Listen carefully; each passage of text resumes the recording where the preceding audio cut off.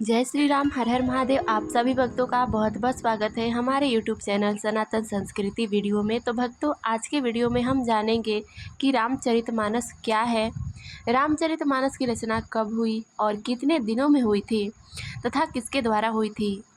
तो भक्तों, आज है 19 अगस्त यानी कि गोस्वामी श्री तुलसीदास जी की जयंती है। तो सबसे पहले आप सभी को बहुत बहुत शुभकामनाएं। और रामचरितमानस का जो ग्रंथ है वह हम सभी जानते ही हैं कि श्री तुलसीदास जी के द्वारा रचित है। तो आइए रामचरितमानस से जुड़ी कुछ मुख्य विशेष बातों को हम विस्तार पूर्वक आज के इस वीडियो में जानने का प्रयास करते हैं। और आज उनका जयंती है, तो इसी जयंती के शुभ अवसर पर हम रामचरितमानस की कुछ विशेष बातों को जानने का प्रयास करते हैं। हमारे सनातन धर्म में महत्वपूर्ण ग्रंथों में से एक ग्रंथ है रामचरितमानस।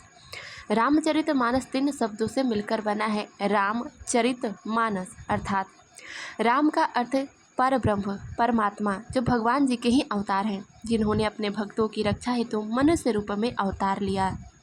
दूसरा है चरित। चरित का अर्थ होता है अच्छे कर्म तथा मानस का अर्थ है झील।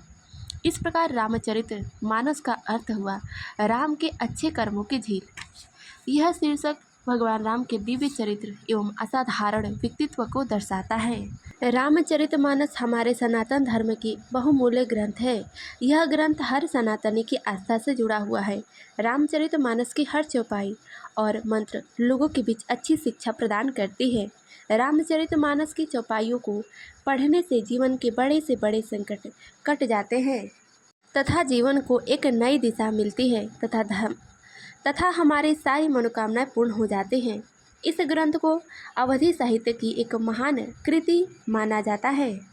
श्री रामचरितमानस के नायक भगवान श्री राम हैं, जिनको एक मर्यादा पुरुषोत्तम के रूप में दर्शाया गया है।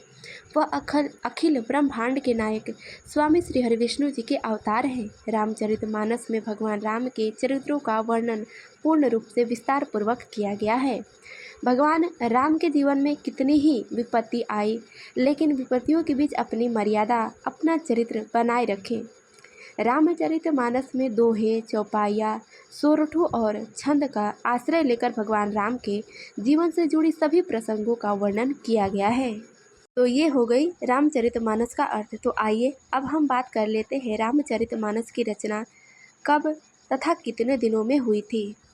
रामचरितमानस की रचना गोस्वामी श्री तुलसीदास जी के द्वारा लिखी गई है। तुलसीदास जी ने 126 ग्रंथों की रचना की है।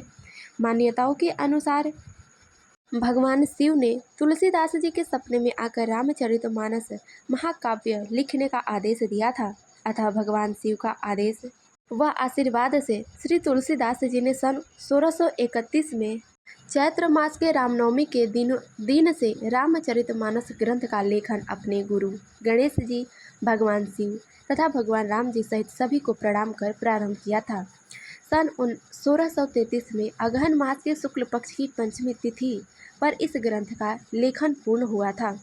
यह ग्रंथ अवधी भाषा में रचित है। इस ग्रंथ की रचना में 2 साल 7 माह 26 दिन का समय लगा था। रचना के बाद श्री तुलसीदास जी ने सबसे पहले इस ग्रंथ को काशी के विश्वनाथ मंदिर में भगवान शिव को समर्पित कर दिया था। मान्यताओं के अनुसार ऐसा कहा जाता है कि सुबह जब मंदिर में ग्रंथ के तुलसी जी जब रामचरितमानस को तुलसीदास जी लेने गए तो उस पर सत्यम शिवम सुंदरम लिखा हुआ था। मान्यताओं के अनुसार तुलसीदास जी को काशी में राम नाम का जप करते हुए हनुमान जी के दर्शन हुए थे तथा चित्रकूट में मौनी अमावस्या के दिन राम जी के भी दर्शन हुए थे। भक्तों, यह था रामचरितमानस का अर्थ, यानी कि रामचरितमानस क्या है तथा रामचरितमानस को लिखने में कितना समय लगा था, इसके लेखक कौन है, इत्यादि बातों के बारे में संपूर्ण जानकारी आज के वीडियो में बस इतना ही। मिलते अगले वीडियो में, तब तक के लिए जय श्री राम, हर हर महादेव।